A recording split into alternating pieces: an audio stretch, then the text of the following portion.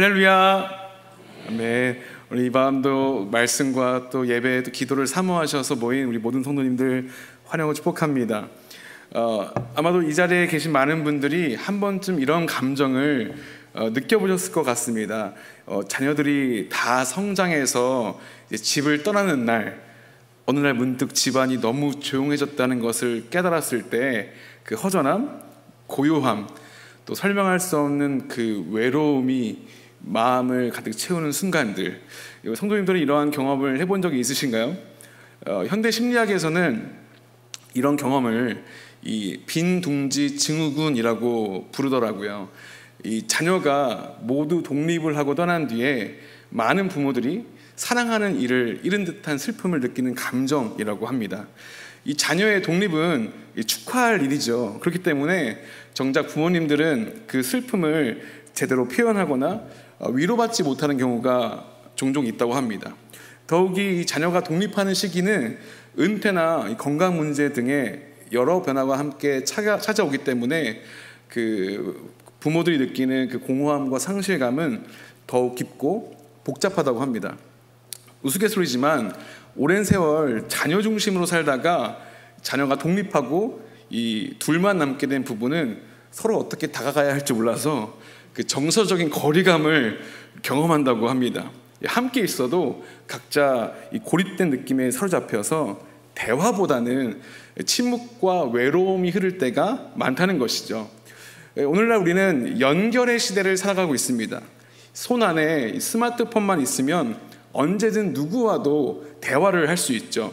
유튜브를 통해서 온갖 정보를 실시간으로 들을 수 있고, 카카오톡으로 가족, 친구, 심지어 이 낯선 사람하고도 바로 연락을 할 수 있습니다. 그런데 참 이상하지 않습니까? 분명 연결의 시대를 살아가고 있는데 정작 우리의 마음은 점점 더 외로워지고 있다는 겁니다. 누구보다도 더 많이 연결되어 있지만 어쩌면 누구보다도 더 깊은 고립과 단절 속에 살고 있는지도 모르겠습니다. 이 작년에 발표된 이 노년기 사회적 고립감이 삶의 만족에 미치는 영향이라는 이 논문이 이 점을 잘 설명해주고 있는데요. 이 연구에 따르면 많은 노년층들이 이렇게 말한다고 합니다. 사람은 많은데 내 이야기를 들어주는 사람은 없다라는 것이죠. 함께 있어도 마음 깊은 곳에서는 고립감을 느끼고 그로 인해 자존감도 무너지고 삶의 만족이 크게 떨어진다는 겁니다. 결국 이 사람들은 그 텅 빈 마음을 채우기 위해서 다른 길을 찾게 된다고 하는데요. 그 중 하나가 바로 디지털 미디어입니다. 그 외로움을 달래기 위해서 유튜브 영상을 반복해서 보는 것이죠. 또 카카오톡 알림에 민감하게 반응하며 누군가와 연결을 확인하고자 애쓴다는 겁니다. 하지만 이 연결들은 때로 또 다른 함정이 되죠. 시간이 지날수록 미디어 의존은 높아지고 그 안에 쏟아지는 정보에 휘둘리기까지 합니다. 그래서 편향된 뉴스와 가짜 정보에도 쉽게 빠져들기도 하는 것이죠. 저는 미디어를 젊은 사람들만 이렇게 많이 본다고 편협한 생각을 했었는데요. 이 보건복지부에서 2023년도에 조사한 또 연구를 보니까 우리 노령기에 접어든 우리 할머니 할아버지들께서 그렇게 유튜브를 많이 보신다고 이렇게 네, 하시더라고요. 네, 그렇게 많이 보신다고. 그래서 이 국내 그 중독 연구의 권위자인 이해국 교수님은 이 국내 고령층의 미디어 중독이 위험수위라는 그 의료적 진단을 하면서 이렇게 말합니다. 외로움과 고립감을 해소하기 위해 디지털 미디어에 중독되는 고령층이 점점 늘고 있다. 지금 이 순간에도 수많은 노년의 성도님들이 또 수많은 젊은이들이 하루에 많은 시간을 유튜브 시청이나 디지털 미디어를 소비하는데 사용하고 있다는 것이죠. 처음에는 외로움을, 상실감을, 고립감을 극복하고 잊으려고 시작한 일이지만 어느새 사람과는 더 멀어지고 정보는 왜곡되고 마음은 더 피곤해지는 고립의 악순환 속으로 들어가고 있는 겁니다. 사랑하는 성도 여러분, 이처럼 빈 둥지의 허전함, 미디어의 고립감은 오늘을 살아가는 우리 모두가 직면하고 있는 실존적인 현실입니다. 연결은 넘쳐나지만 이해받지 못한 채 고립된 시대를 우리는 살아갑니다. 그리고 많은 사람들이 오늘도 질문하며 묻고 있습니다. 내 삶의 목적이 도대체 무엇이지? 또 누가 내 마음을 좀 헤아려 주지? 바로 그 물음과 절망의 한가운데 우리가 오늘 만나고 있는 룻기의 한 인물 나오미 역시 이와 다르지 않은 마음과 질문을 품고 있었습니다. 나오미라는 그 이름의 뜻은 다들 아시다시피 기쁨이라는 뜻이죠. 그런데 오늘 본문에서 나오미는 자신을 더 이상 기쁨이라고 부르지 말라고 합니다. 이제 자신을 마라라고 부르라고 말합니다. 저 이 얘기를 하면서 자꾸 예배 직전까지 개그를 하고 싶어가지고 혹시 마라탕이라고 이해하시면 어떡하지? 라는 생각을 했는데 그 마라탕이 아닙니다. 네. 이제 나오미는 자신을 마라라고 부르지 말라고 합니다. 마라는 쓰다, 괴롭다 라는 뜻인 것이죠.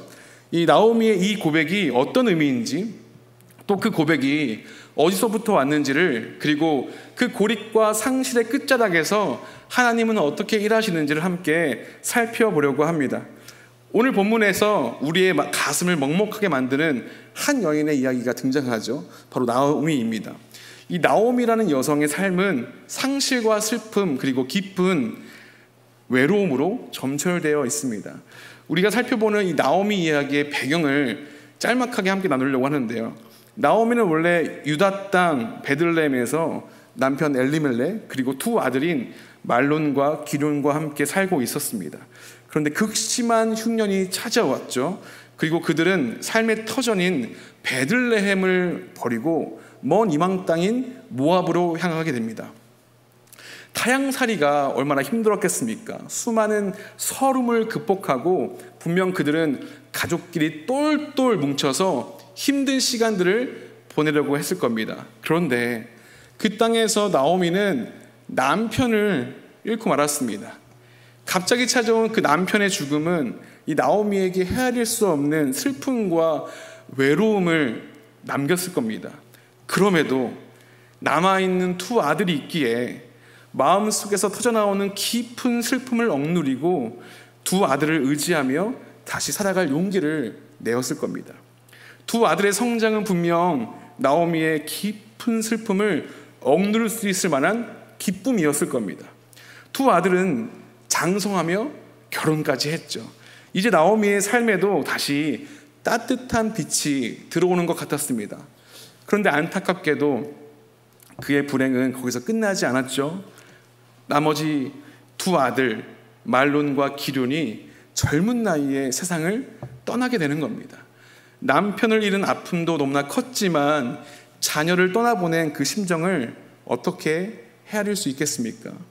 이제 나오미는 철저히 홀로 된 노년을 맞이하게 됩니다. 곁에는 두 이방 며느리 룻과 오르바만 남았습니다. 한번 잘 생각해 보십시오.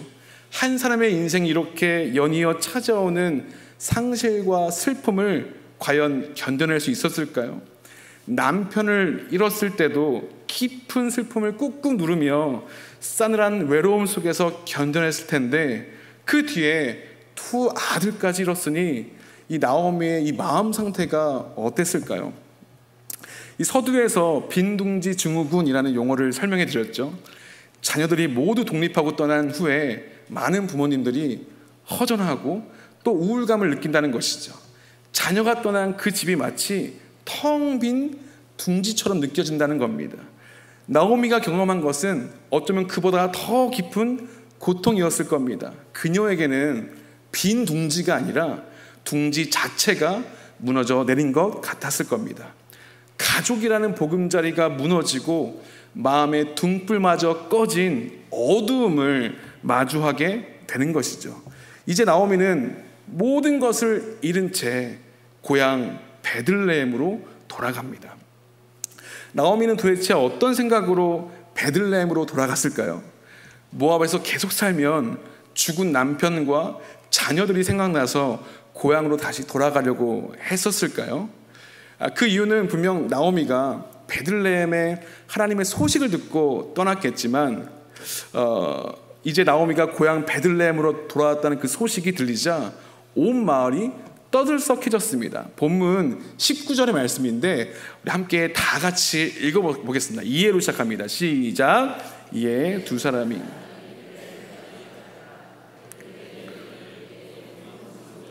말미암아 떠들며 이르기를 이가 나오미냐 하는지라. 여기서 우리가 주목할 내용은 이가 나오미냐라는 표현입니다. 이 표현을 조금 현대적으로 바꾸면 이 사람이 정말 우리가 알던 나오미가 맞아? 라는 의미이겠죠. 모진 기근을 겪고 남편과 두 아들을 잃었는데 나오미의 몰골이 정상이겠습니까? 너무 분위기가 이렇게 축축 내려가는 것 같아서 우스갯소리 하나 던지자면은, 제가 동창회가 있으면 못 나갑니다. 살이 너무 쪄가지고 부끄러워가지고 저의 몰골을 이렇게 보면 어떻게, 분명히 고3 때는 그렇게 이뻤는데 이게 네, 비교할 수 없겠지만 나오미의 몰골이 사람들이 보기에, 친구들이 보기에 옛날에 알던 그 기쁨의 나오미가 아닌 거죠. 몰골이 처참했던 겁니다. 기쁨과 희망의 상징처럼 불리던 나오미가 이제는 너무도 낯설고 초라한 모습으로 베들레헴으로 돌아왔습니다. 예전에는 남편과 두 아들을 데리고 기근을 피해 풍족함을 찾아 떠났던 그녀가 이제는 남편도 없고 두 아들도 없고 홀로 남은 노인이 되어 돌아왔습니다. 이 말씀을 묵상하면서 이 자기의 힘든 상황을 나눠준 우리 성도님들의 여러 말들이 생각이 났습니다. 어떤 성도님들은 사업이 잘 풀리지 않고 재정적으로 큰 어려움을 닥치거나 또 자녀의 문제가 생겼을 때 교회 가기가 참 어렵다는 말을 종종 들려주곤 합니다. 교회 가면 또 이런저런 이야기를 해야 하는데 삶이 너무 힘드니까 자기의 상황을 말하는 것이 참 지치는 것이죠. 저도 가만히 생각해 보니까 저희 할머니도 저희 집에 어떤 어려움이 생겼을 때 교회 가서 담임 목사님 볼 낯이 없다라는 말을 하면서 교회 가기 부끄러워했던 모습을 제가 기억하고 있습니다. 정말 이가 나오미가 맞아? 라고 묻는 이 고향 땅 베들레헴의 사람들에게 나오미도 자기의 상황을 일일이 말할 수 있는 정신은 아니었을 겁니다. 사람들의 시선 앞에 오히려 고립감을 느끼며 회피하고 싶었을 겁니다. 사람들이 수군대였던 것 때문이었죠. 그런데 나오미는 그런 사람들의 시선을 느끼며 본문 20절에 이런 말을 합니다. 나오미가 그들에게 이르되 나를 나오미라 부르지 말고 나를 마라라 부르라. 이는 전능자가 나를 심히 괴롭게 하셨음이니라. 사람들의 소동과 불편한 시선들 속에서 외치는 이 짧은 호소는 슬픔과 원망을 넘어 한 사람의 존재 전체가 무너지는 실존적인 고백이 담겨져 있습니다. 나오미는 더 이상 기쁨과 즐거움의 상징이었던 자신의 이름이 아닌 다른 이름으로 불러달라는 겁니다. 더 이상 자신을 그 이름, 기쁨이란 이름을 부를 수 없다 선언하고 있는 것이죠. 나오미는 스스로를 마라, 쓰디쓴 존재로 새롭게 규정하고 있습니다. 이 마라라고 하는 히브리어는 이 쓰다라는 뜻이지만 더 큰 역사적인 배경을 가지고 있습니다. 잘 아시다시피 출애굽기에서 이스라엘 백성이 광야를 지나가다가 쓴 물을 마셨던 장소가 바로 마라였습니다. 목마름과 갈증으로 간절하게 물을 찾았지만 입에 댈 수 없을 만큼 쓴 물이었던 그 마라의 물, 이것은 이스라엘 백성에게 기대와 소망이 철저하게 무너지고 희망 대신 절망을 경험한 장소였습니다. 나오미는 지금 자기 인생 전체가 바로 그 마라와 같다라고 말하고 있는 겁니다. 그저 힘들고 어려운 상황 정도가 아니라 삶 전체가 붕괴되었다고 말을 하고 있는 것이죠. 간신히 고향 땅 베들레헴으로 돌아오면 버티고 있던 삶의 희망, 그 한 자락이 고향 친구들과 이웃을 통해 철저하게 무너지게 된 겁니다. 그런데 말이죠, 우리가 여기서 생각해 봐야 할 것은 지금 나오미가 하나님을 어떻게 부르고 있냐는 겁니다. 나오미는 지금 자기 인생을 마라라고 다시 규정하며 하나님을 향하여 당신은 전능자라고 부르고 있는 겁니다. 고향이라는 삶의 마지막 희망도 사람들의 수군거림과 시선으로 끊어진 이 마당에 나오미는 어떻게 하나님을 전능자라고 말하고 있을까요? 그러니까 수많은 어려움과 고난을 겪고 간신히 고향 땅 베들레헴에 돌아왔는데 사람들은 불편한 시선으로 지금 나오미를 보고 있는 것이죠. 그 상황 속에서 나오미가 전능자라고 하나님을 고백하고 있는 겁니다. 그렇다면 질문을 해야겠죠. 나오미가 고백하는 이 전능자라는 표현은 나오미의 믿음의 고백일까요? 아니면 하나님에 대한 왜곡된 이해의 표현일까요? 이 질문은 나오미가 말하고 있는 전능자가 행하는 일 때문인데요, 나오미는 이 전능자를 자신을 괴롭히는 분이라고 말합니다. 전능자가 자기를 이렇게 만들었다라고 지금 하고 있는 것이죠. 이것은 다소 조롱하는 어투 또는 불만이 가득한 어투로 보여집니다. 이것에 대한 해석이 두 가지로 나뉘게 되는데요, 이 첫 번째, 그 일부 주석가들은 나오미는 여전히 하나님께 대한 믿음의 표현을 가지고 있다라고 말합니다. 비록 지금은 고통스럽지만 내 인생을 다스리는 그 분이 하나님이라고 고백하고 있는 것이죠. 하지만 반면에 또 다른 주석가들은 이 나오미가 이 하나님에 대한 왜곡된 이해를 가지고 있다라고 이해하고 있습니다. 이 나오미는 하나님의 전능하심에 대해 믿긴 하지만 이제 하나님이 자신의 삶의 자비와 희망 대신 고통과 슬픔만을 주신다고 생각하고 있다는 것이죠. 이것은 우리에게도 매우 익숙한 모습입니다. 왜냐하면 깊은 고난을 당하게 되면 우리도 그러한 갈등을 겪곤 합니다. 하나님이 살아계신 것 같긴 한데 동시에 도무지 그 하나님의 뜻을 이해할 수 없어서 괴로워하는 것이죠. 내가 오랫동안 신앙생활을 하고 있어서 하나님에 대해서 알고 있긴 한데, 하나님이 계신 것 같긴 한데 도무지 하나님의 뜻을 알 수가 없어 괴로운 상태인 것이죠. 그리고 나오미가 자신을 마라라고 부른 것은 어쩌면 그녀가 삶을 계속 살아내기 위한, 생존을 위한 절박한 고백이었을 겁니다. 사람들의 수근거림을 한번 생각해 보십시오. 사람들은 단순히 나오미의 몰골만을 보고 놀란 것은 아닙니다. 오히려 나오미의 존재 자체에 대해 의문을 던지고 있는 것이죠. 당시 사회에서 나오미는 보호자였던 남편과 아들을 모두 잃고 경제적으로, 사회적으로 의지할 곳이 전혀 없는 상태가 되었습니다. 그녀는 사람들 앞에 사회적으로 쓸모없는 존재, 오히려 부담스러운 존재가 되어버린 것이죠. 이제 나오미는 사람들의 시선 속에서 차라리 스스로를 기쁨이 아닌 쓴 존재라고 선언하는 것이 더 편했을지도 모르겠습니다.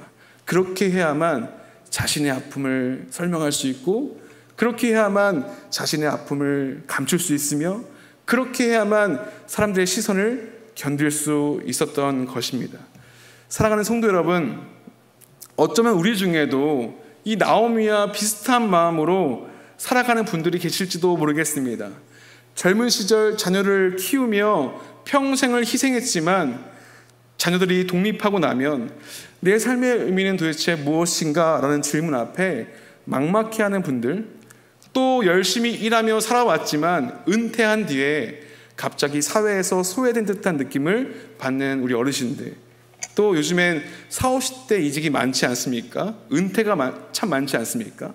이제 인생 2막을 어떻게 가꾸어야 하는지를 고민하시는 분들, 마음속에 이런 생각이 들 것 같습니다. 나는 어떤 존재이지? 나는 이제 누구에게도 필요 없는 존재가 되겠구나. 더 이상 나를 기쁨으로 부를 수가 없어. 그런데 말이죠, 성경은 이 나오미의 이야기를 여기서 끝내지 않습니다. 비록 나오미는 하나님을 향해 쓰디쓴 원망과 절망을 토로했지만 하나님은 바로 그 자리에서 새로운 이야기를 시작하고 계십니다. 그리고 하나님께서는 그녀의 삶 속에서 이 쓴물을 다시 달게 바꾸실 준비를 하고 계십니다. 이제 우리는 나오미의 삶에 새로운 소망으로 등장하는 뜻밖의 인물을 볼 수밖에 없게 되는데요. 바로 모압 여인 룻입니다. 나오미가 겪은 깊은 고립의 자리에서 하나님은 은혜를 준비하십니다. 그 은혜의 중심에는 바로 룻이라는 한 사람이 있습니다. 룻은 나오미가 겪은 그 고난의 삶 속에서 빛을 발견한 사람이었습니다. 룻은 어떤 사람이었을까요? 룻은 모압 사람, 이방인입니다. 이 성경에서 이 모압인은 여호와의 총대에 들어오지 못할 사람이라고 기록된 민족이었죠. 성경을 읽는 그 누구도, 나오미 자신도 룻이 베들레헴까지 따라올 것이라는 어떠한 기대도 하지 않았습니다. 원래 기대를 줄 수 없는 인물이었던 것이죠. 그래서 나오미도 두 며느리에게 고향으로 되돌아가라고 말하는 것이 아니겠습니까? 그런데 룻은 시어머니가 귀향을 결심했을 때 이런 고백을 합니다. 룻기 1장 16절의 말씀인데요, 우리 함께 읽어보도록 하겠습니다. 룻이 이르되, 시작. 룻이 이르되 내게 어머니를 떠나며 어머니를 따르지 말고 돌아가라. 강건하지 마옵소서. 어머니께서 가시는 곳에 나도 가고 어머니께서 머무시는 곳에 나도 머물겠나이다. 어머니의 백성이 나의 백성이 되고 어머니의 하나님이 나의 하나님이 되시리니. 아멘. 성도님들, 이 고백을 단지 며느리의 착한 마음 또는 효신 정도로 생각할 수 있을까요? 이 고백은 언약적인 고백입니다. 룻이라는 한 이방 사람이 자기의 민족과 신을 포기하고 전적으로 하나님을 따르기로 결단한 신앙의 선언인 것이죠. 이 성경에서도 아름답고 강력한 신앙 고백 중에 하나로 손꼽히는 구절이 바로 룻의 고백이기도 합니다. 그렇다면 질문해야 하지 않겠습니까? 룻은 어떻게 이러한 고백을 하고 있는 걸까요? 분명히 고난을 겪는 나오미의 가정을 목도하고 목격한 룻인데, 그는 어떻게 하나님을 믿기로 결단하고 작정한 것일까요? 이 주석가인 다니엘 블록은 오늘 본문의 나오미에 대해서 이러한 해석을 합니다. 나오미는 전통적인 선교사도 아니었고 완전한 신앙인도 아니었습니다. 하지만 이것이 룻의 결단의 시작이며 고귀한 출발점입니다. 룻이 나오미를 지켜본 세월이 10년이 넘었지만 그 세월 동안 나오미가 신앙적으로 빛나는 모습을 보인 것은 많지 않았습니다. 오히려 나오미는 절망 속에서 하나님께 불평하고 자기 인생을 쓰디쓴 인생이라고 고백하기까지 했던 사람이었습니다. 그럼에도 불구하고 룻은 나오미를 따라갑니다. 나오미는 룻을 신앙적으로 교육하거나 설득하지도 않았습니다. 오히려 나오미는 불완전한 신앙인이었지만 그럼에도 불구하고 룻에게 회심이 일어납니다. 저는 이 질문을 묵상하며 디트리 보네포의 말이 생각이 났습니다. 그는 제자도에서 이렇게 말합니다. 고난은 그리스도를 따르는 자의 삶의 본질적인 표지이다. 우리가 그리스도를 따를 때 이 고난은 피할 수 없는 신앙 여정이라는 말입니다. 그렇기 때문에 지금 고난당하는 나오미의 삶은 실패하는 삶이 아니라 주님을 따를 수밖에 없는 믿음의 여정이 되는 것이죠. 우리가 행복하고 형통할 때도 하나님을 증거할 수 있겠지만 세상이 우리에게 주목하고 기대하는 신앙은 우리가 절망 가운데 있을 때입니다. 우리의 눈물과 슬픔, 연약함 속에서 세상은 하나님이 누구신지 궁금해하게 되는 것이죠. 얼마 전 한국의 저명한 진화생물학자인 이 최재천 교수의 인터뷰 내용을 보게 되었습니다. 알고 봤더니 이 교수님이 교회를 다니셨더라고요. 인터뷰에서 이러한 내용의 인터뷰를 하게 됩니다. 한번 띄워주시면요. 저는 삶의 목적이 없습니다. 진화생물학자에게 삶이란 유전자의 활동일 뿐입니다. 하지만 삶의 목적을 뚜렷이 가지고 살아가는 분들을 보면 감동을 받습니다. 특히 독실한 기독교인 아내를 따라 오랜 세월 교회를 다니며 설교를 들으면서 너무 힘든 상황 속에서도 하나님을 붙들고 살아가는 이들을 볼 때면 저건 뭐지? 하고 감동을 받을 때가 종종 있습니다. 비록 아내를 따라 교회를 가는 학자의 눈에도 고난 중에 하나님을 붙드는 성도의 모습은 설명하기 힘든 감동과 증언의 힘으로 다가왔던 겁니다. 저건 뭐지? 하나님 없이 살아가는 이들이 볼 때 고난 속에서도 희망을 잃지 않고 예배의 자리를 지키며 믿음의 자리를 지키는 우리의 삶은 세상이 이해할 수 없는 복음의 증거가 되는 겁니다. 고난 자체는 고통스럽고 피하고 싶지만 그 고난을 통과하는 우리의 태도와 믿음은 주변 사람들에게 하나님의 살아계심을 전하는 편지가 될 수 있는 것이죠. 그렇기에 오늘 나오미가 고백하는 나를 마라라고 부르라는 나오미가 삶으로 보여주고 있는 신앙의 갈등, 그 속에서 하나님을 놓지 않으려 몸부림으로 고백하는 그 모든 고백들, 룻은 나오미의 완벽함을 보고 따라온 것이 아닙니다. 오히려 무너지고 부서진 나오미의 삶 속에서 어머니가 끝까지 붙들고 있는 하나님은 도대체 어떤 분이시지? 라는 그 질문 가운데서 복음이 시작되는 것이죠. 그래서 이 나오미의 쓴 삶이 누군가에게는 복음이 되는 것입니다. 나오미가 아무리 전능자를 향한 왜곡된 신앙 혹은 조롱과 투덜댐이 있을지라도 나오미가 가진 그 비통함 가운데 룻은 어떤 진짜를 느끼게 되었던 것이죠. 왜냐하면 나오미는 지금 부서진 삶 속에서도 하나님을 향해 소리치고 있는 사람이었기 때문입니다. 비록 나오미는 자신을 마라라고 부르짖었지만 하나님은 그 마라를 사용하셔서 룻의 믿음을 일으킵니다. 우리가 비록 고난당하고 힘든 믿음의 여정을 걷고 있을지라도 하나님은 그 가운데서 복음을 시작하십니다. 그래서 우리가 겪고 있는 고난과 아픔은 고립과 상실이 아니라 바로 하나님의 복음을 살아가는 하나님의 빛인 겁니다. 말씀을 정리하려고 합니다. 오늘 우리는 빈 둥지의 허전함과 미디어의 고립감으로 표현되는 현대인의 그 외로움을 살펴보며 설교를 시작했습니다. 우리의 삶이 겉으로는 그 어느 때보다 연결되어 있지만 사실상 더 깊은 외로움과 단절로 이어지고 있다는 그 현실을 마주하게 됩니다. 이러한 시대적 현실 속에서 우리는 나오미를 만나게 됩니다. 그녀는 삶에서 남편과 두 아들을 잃고 빈 둥지가 아닌 아예 둥지 자체가 무너진 것 같은 깊은 상실과 고립을 경험했습니다.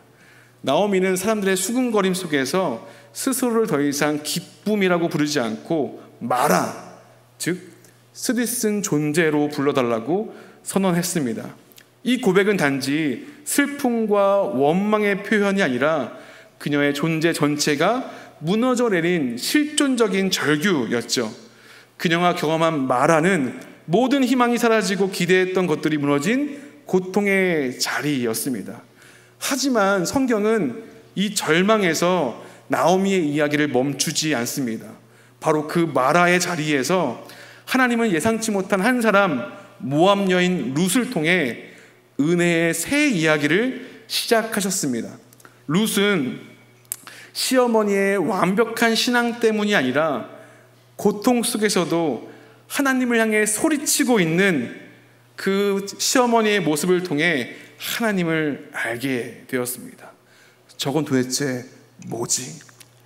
룻은 나오미의 슬픔 속에서 신앙의 빛을 보았고 어머니의 하나님이 나의 하나님이 되시리라는 놀라운 신앙 고백을 하게 됩니다. 이제 함께 우리의 삶을 돌아봤으면 좋겠습니다. 혹시 나오미처럼 고립과 절망 가운데 계십니까? 자신의 삶을 마라라고 고백하고 계십니까? 잘하고 계신 겁니다. 그 고백을 하나님을 향해 소리치기만 하시면 되는 겁니다. 우리의 아픔은 결코 헛되지 않습니다. 하나님은 우리의 절망과 눈물을 사용하셔서 누군가의 인생에 복음의 빛을 비추실 겁니다. 예전에 한 청년을 신방했을 때의 이야기입니다. 제가 자주 예화로 들은 이야기인데요. 이 청년들에게 크리스찬으로 살아가는 교회 어른들을 연결시켜서 멘토링을 하면 좋겠다라는 생각을 했었습니다. 그래서 신방할 때마다 만약 교회 어른들이 당신을 멘토링 해준다면 어떤 질문을 하고 싶으세요? 라고 물었던 적이 있습니다. 만약 성도님들이라면 어떻게 대답하실 것 같습니까? 만약 교회에 투자 전문가 어른이 있다면 저는 아마도 투자 방법을 물었을 것 같습니다. 어디에 투자를 해야 하죠? 그런데 한 청년이 제게 이렇게 대답을 하는 거예요. 저는 이렇게 크리스찬으로서 믿음을 지키기 참 어려운 세상 속에서 또 고난과 고통, 어려움이 많은 세상 속에서 교회의 어른들은 어떻게 살아가시는지 묻고 싶습니다. 사랑하는 성도 여러분, 세상은 또 우리의 자녀들은 또 우리 믿음의 동역자들은 우리가 기뻐하며 행복하게 살아가기를 원할 겁니다. 믿으십니까? 그런데 또 주목하는 것이 있습니다. 세상 속에서 고난과 어려움이 많은 상황 속에 우리는 어떻게 견디며 살아가는지를 궁금해하고 주목하고 있는 것이죠. 그리고 그렇게 견디며 버티며 살아가는 우리의 삶을 우리의 믿음의 동역자들은 결코 혼자 두지 않을 겁니다. 그래서 오늘 본문 마지막도 나오미의 인생이 마라로 끝나는 것이 아니라 새로운 희망을 향한 암시를 남겨놓습니다. 본문의 22절인데요. 함께 마지막으로 이 말씀을 읽고 마치도록 하겠습니다. 본문의 22절 준비가 안 되고 죄송합니다. 제가 읽겠습니다. 나오미가 모압 지방에서 그의 며느리 모압 여인 룻과 함께 돌아왔는데 그들이 보리 추수 시작할 때에 베들레헴에 이르렀더라. 아멘. 빵이 없는 빵집과 같던 베들레헴이 수많은 고통과 어려움을 겪고 이제 복음의 빛으로 시작하는 그때에 하나님은 그곳 가운데 추수를 시작하십니다. 그러니 우리 사랑하는 성도님들 낙심하지 마십시오. 우리가 겪고 있는 마라의 고백은 끝이 아닙니다. 하나님께서는 그 자리에 또 다른 은혜의 이야기를 준비하고 계십니다. 나오미에게 주셨던 그 은혜가 오늘 이 자리에 계신 모든 성도님들에게 임하기를 간절히 축복합니다.